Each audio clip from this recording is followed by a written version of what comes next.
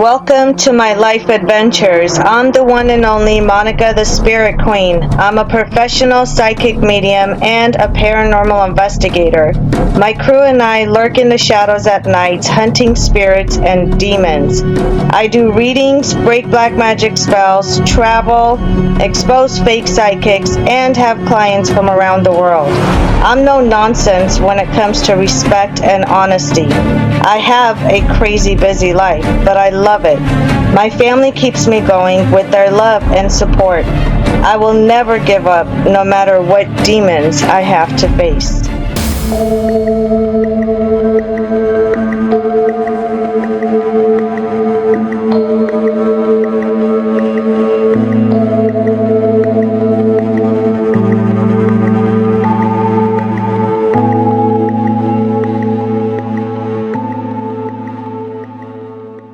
Hello? Hello?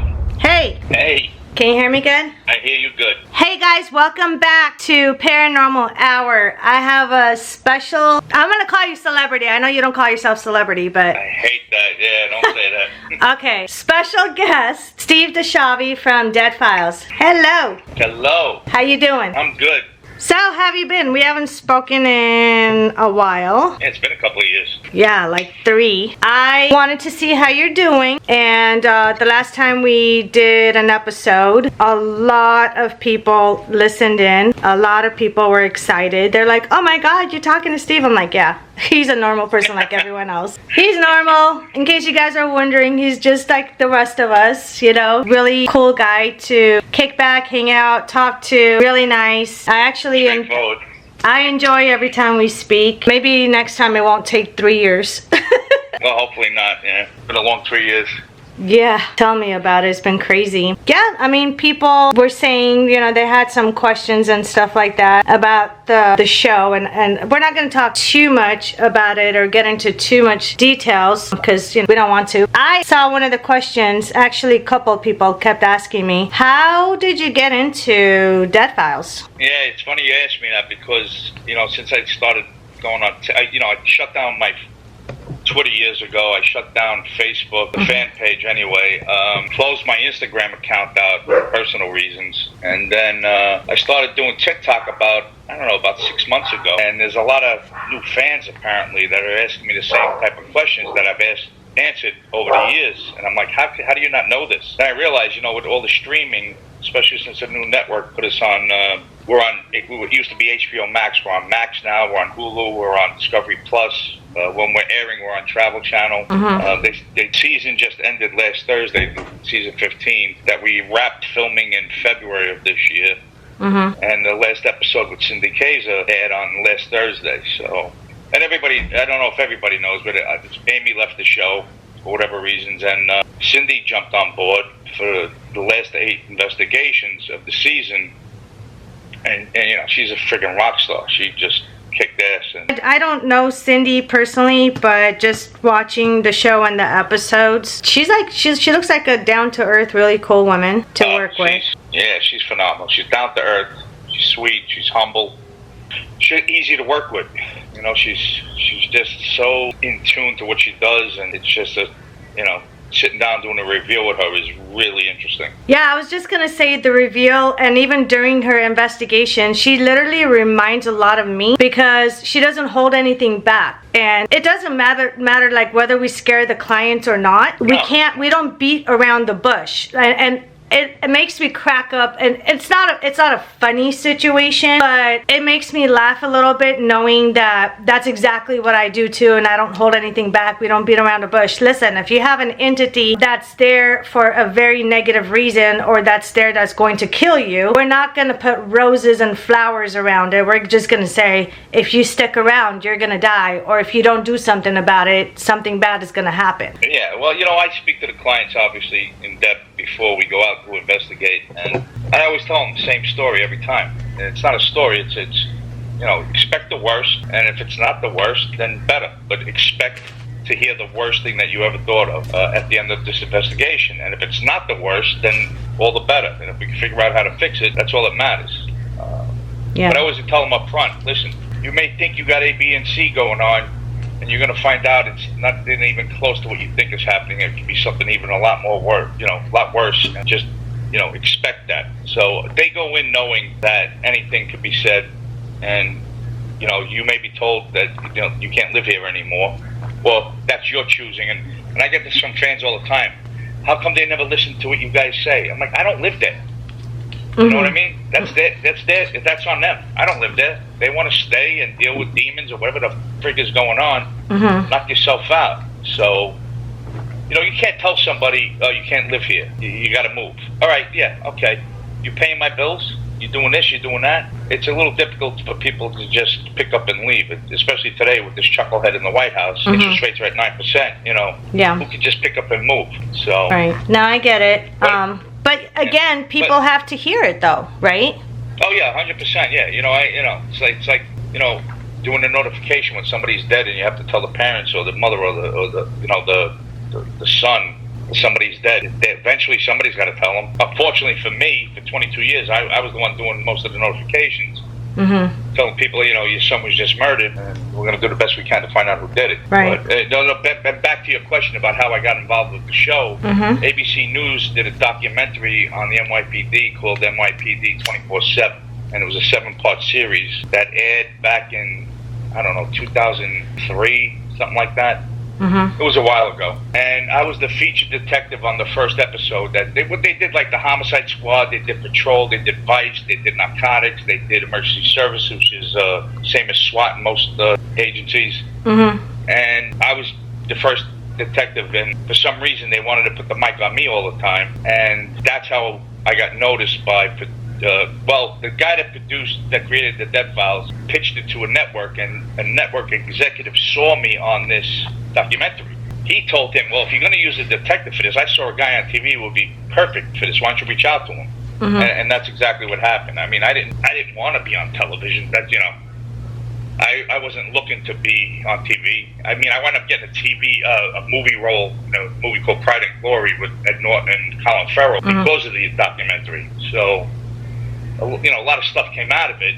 I mean, I never expected in a million years that I would have done 15 seasons of a TV show. So, yeah, just weird. And that's basically what happened in a nutshell. Nothing elaborate, nothing romantic or sexy about it. Just I got a phone call asking me if I wanted to do television. I didn't believe the guy on the phone. And I hung up on him 3 times. What? Well, so what happened was nobody has my cell number unless you know me, right? Yeah. So I get a call, and then after the 3rd time, he says, "Wait, don't hang up. We spoke to the chief of detective's office, and they gave us your phone number." I'm like, "What are you talking about, chief of detective's office? I don't, why would they give you my number?" So it turns out a friend of mine that I was with on 9/11, he responded with me and my other partner down to the Trade Center when it happened, and he happened to be in the chief of detective's office for some reason or another, and he heard my name mentioned. He says, "Yeah, I know the guy." So I said, "Well, who the fuck did you talk to?" Oh, can I curse? I'm sorry. No, yeah, you're fine. You're fine. Nothing is censored. You're good. So I'm like, "Well, who did you talk to?" So I hear him screaming out to the background. There's some other guy in his office. This guy Jim Casey who created the show, and he goes, "Hold on." And I hear Steve Terrizzi, and I'm like, "That motherfucker." So I hung up. I said, "Listen, I'll call you right back." So I call Steve up. I'm like, "Hey, jerk off, did you give anybody my number?" He goes, "Oh, bro, I forgot all about it. Yeah, they called up. They were talking about you trying to be on TV and some shit, so I gave them your phone number." I said, "Well, why didn't you just say something to me?" Because it was like 6 months after he gave them the number that they called me. Typical Hollywood, right? Right. So I called back, and then we did a pilot, a couple of things that had nothing to do with the Dead Files. This is before he wanted Dead Files, and we did some other stuff. And let me back it up. He wasn't talking about doing Dead Files. We did some other stuff with PI stuff, and all the networks was like, "Oh, he's too gruff. He's too New York. He's too short. He's too fat. This, that, and the other thing." They were looking for the next Mike Rowe. Right. And then he calls me up one day. He says, "Listen, I got this idea for a paranormal show." And I said, "Just stop right there. I'm not doing a paranormal show. That ain't happening." And then we discussed what my role would be in it, and I'm like, okay. As long as I'm not running around with a flashlight going, ooh, and, like a little bitch running around a dark room. Yeah. So I said, all right, this I can do. This, so we filmed the pilot in 2009. And then 2010, he said, "Oh, Travel Channel's interested in the show." I'm like, "What show?" you know, because I'm already, you know, working. I'm retired and I'm working. Yeah. He goes, oh, Travel Channel's interested in the Dead Files. I'm like, why would the Travel Channel be interested in a ghost show? Mm-hmm. So anyway, long story short, we did a pilot, and then they picked us up for 8 episodes. And we started filming in November of 2010. We finished in March of 2011. Mm-hmm. We aired in September 23rd, 2011, first episode. And after like 2 or 3 episodes, they picked us up for another season. Yeah. So, and it's been nonstop. Well, it was nonstop until February of this year, just filming. So we just finished our 15th season, which is incredible. 213 episodes we've done. Congratulations. Yeah, that's an awesome show. You know, when we spoke before, I said that I don't have time to sit there and watch paranormal shows. But Dead Files is one of... I mean, I don't even watch my own episodes and videos and shows I do myself with people. I'm like, okay, whatever. But, you know, when I have time, Dead Files is one of the main ones that I watch. And I like that raw image of clients' reaction, you know, to... Yeah, well, yeah, no, I always said it's not about me or Amy or me or Cindy. It's about the clients. So. Right. And they're real people. These aren't actors. And we vet very well for the most part. Every once in a while, you're going to have some crackpot slipping through, but it is what it is. But for the most part, it's just, you know, it's 2 different shows in one. It is. You know, I do my thing, and Amy and Cindy do their thing. And then, you know, at the end, you come together. It's one of those shows you want to watch till the end because you want to find out what both people find out. And I'll take a lie detector test 100 times over. We don't talk to each other about each other's stuff until we sit down at the table. Yeah, I remember you telling me this the first time we spoke a couple years ago. Yeah. And you said the same thing, that you guys don't speak until the day of the reveal, right? Exactly, yeah. It's just one of those things, and even logistically, it's almost, we stay in different hotels and stuff like that. So, and, you know, honestly, me and Amy don't talk anyway, other than the show, but it's just a matter of to keep its credibility. It's like, fine, you don't want to talk to me, I don't talk to you, it's good. Everything's what I want. All I got is my integrity and my reputation, and I'm not going to jeopardize that for some TV show. And that was my biggest thing moving forward with doing the show for so many seasons.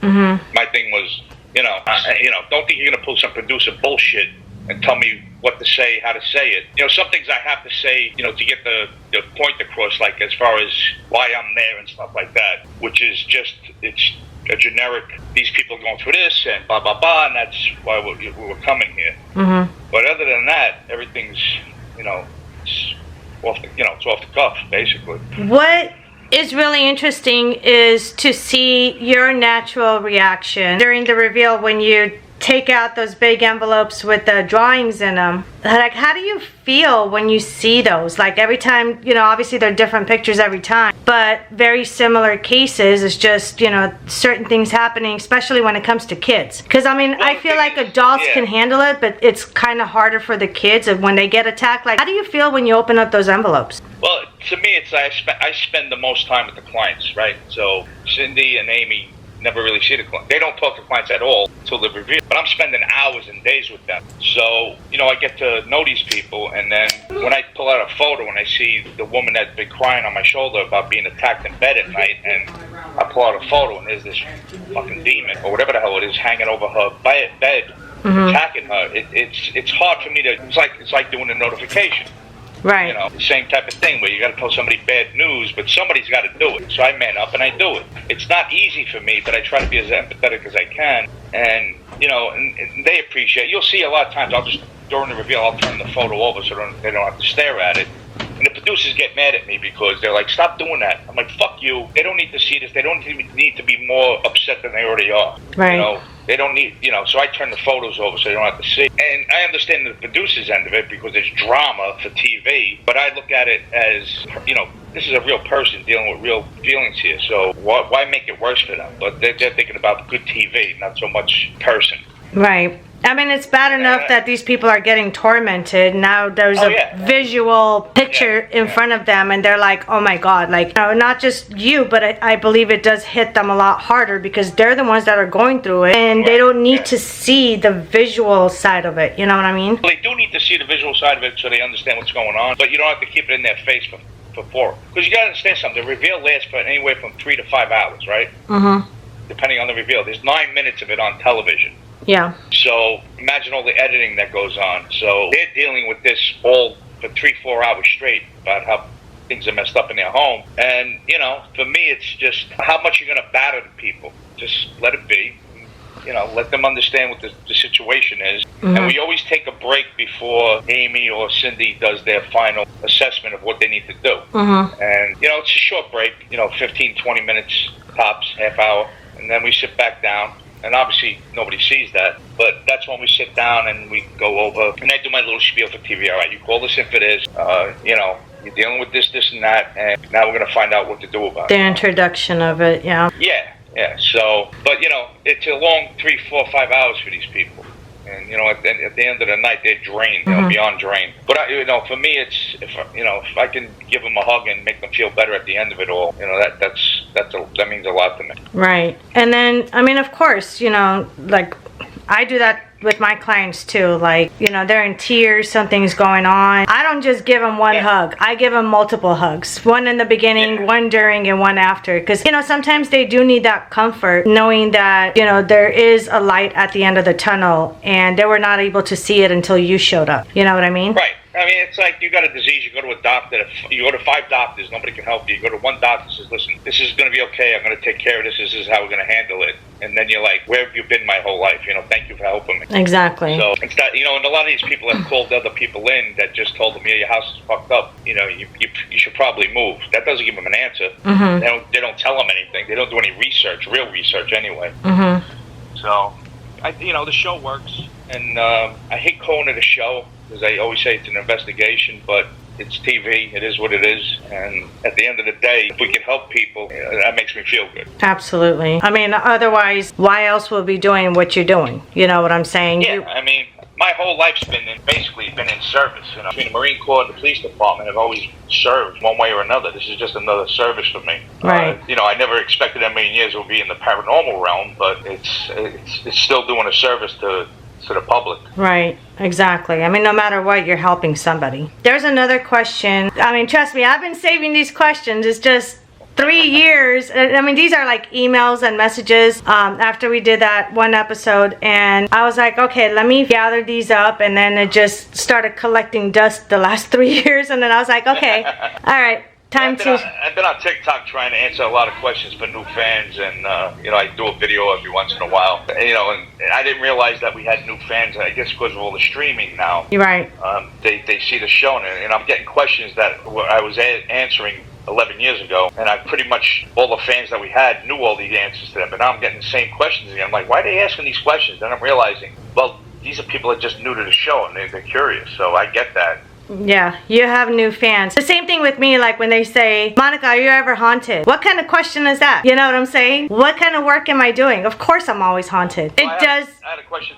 Yeah, I had a question today on TikTok when I did a video this morning about some questions. And one of the biggest questions is, have you ever had an experience? And the answer is always no. It's always never in where you've been investigating, you've ever felt creepy. I'm like, you know, I did 4 years in the Marines, 22 years in a police department. I've seen it all. I'm not creeped out by location. I have never had an experience. Maybe if I saw a ghost, I'd be, you know, it would scare me. I don't know. But they asked me that question, and then they're like, well, you sure you never had an experience? I'm like, yeah, I'm pretty positive. I think I'd know if I had one or not, you know. I mean, it will be, you gotta admit, it will be funny if, you know, during one of the episodes, something happened right in front of you, and just to catch your reaction. A lot of people say this too. They're like, oh, well, we're tough. And like, you know, I ran into a lot of people, and like, you know, even clients, some of my clients that dabbled with spirituality, they were telling me, oh, we just want to see the good. We want to see our ancestors, blah, blah, blah, whatever, whoever they want to see that crossed over. But we don't want to see the dark side. We don't want to see the ugly and the bad. Well, guess what? If you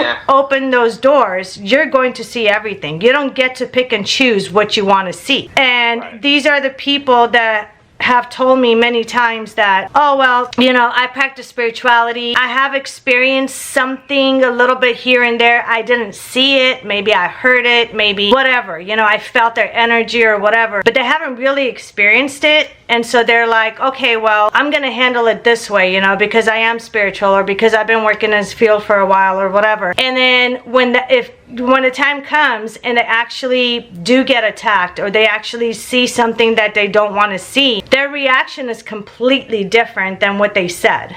You know what I'm saying? Yeah. So Well, nobody knows how they're going to react until something happens, actually. But yeah, exactly. it is what it is. I mean, it's just one of those things that it's like anything else. The first time of experiencing anything, you're going to have a reaction one way or another. Right. I was talking about this the other day. I mean, I spent my 20th birthday, because of all this shit going on with Israel, I spent my 20th birthday carrying a machine gun through the streets of Beirut when we were there on a peacekeeping mission when they were having a civil war. Mm-hmm. And all I kept thinking to myself on that day was, I hope I don't get killed today, because I don't want my mother to remember. Because my father was already dead. I didn't want my mother to remember me dying on my birthday. I said, and this is the funny part, is this, I kept saying to myself, I just don't want to get killed today. I'll get killed tomorrow, but I don't want to get killed on my birthday. I worry about our country and what's going on and the generation that may have to protect us. So that's what I worry the most. That's what I worry the most, is the new generation. If they don't have a safe room, what are they going to do? Yeah. But it's an all volunteer service, military service. So the people that are there are, beta men never won a fucking war. Let's put it that way. Only alpha men win wars. And we got nothing. Probably 80% of the country is nothing but beta men right now, and it's sickening to my stomach just to see the type of boys that are being raised today. And it drives me absolutely insane. So, well, we know what they're being raised as is not boys; it's little girls. Yeah. Right. Yeah. And it's scary because my father was a World War II vet. Landed on Omaha Beach. Got a Purple Heart, got the Bronze Star that day. And I think about him and my uncles. My uncle was a POW. My Uncle Stephen, who I'm named after, was killed on November 11th, 1942, Veterans Day, in World War II in France. And I come from that generation. I was raised by that generation. And, I'm old. I'm 60, right? So I have an old way of thinking. But I was raised by an older generation. And, my mother was 43 when she had. My father was 40. Mm-hmm. But when I look at kids today, and a lot of them are squared away, a lot of them are, but the majority, this country's in bed. These women are, and these parents are raising wimps. So people say, oh, you live in Florida, you live in a bubble. No, I live here because I have like-minded people around me, and our government here takes care of the people. Nobody gets a handout here. And everybody works. Yeah. Who the hell is on welfare when they work nowadays? I would say California. I would say majority of Nevada. Oh yeah, New York, Chicago. Yeah. Name the city. Philly, Atlanta. You name the major cities in this country. The crime's through the roof. It's all run by blue administration. Mm-hmm. So you tell me there's not a correlation between that and what's going on. Then you're dumber than you look. Because if you think the blue way of doing things is the right way, just take a look at the crime rate and what's going on in these cities, and take it from there. Yeah. And I hate talking politics. Some of my TikToks have been taken down because I get a little crazy when I think about the shit that goes on and the woke crap. But the tide's turning. Hopefully soon. Thank you guys for watching. Be sure to subscribe, click the like button, comment below, and share this video. And for all you dead file fanatics out there, I need you guys to take a poll in the comments right now. Also follow me on Instagram, Facebook, and TikTok. We're gonna take a poll to see how many of you guys want Dead File show to continue. Steve DiSchiavi is an amazing person, an amazing, incredible human being, a really good friend. He has the greatest heart, and he will always be the best detective, whether it's homicide in the police department or in the paranormal field. So let's show some love to Steve DiSchiavi. Thank you so much for coming on to my podcast. And this is not going to be the last time you guys are going to see and hear from Steve DiSchiavi. Thank you guys for joining us. Let's show some love to Dead Files. No matter what happens, the show must go on. I am excited and I want to see more of Dead Files with Steve DiSchiavi.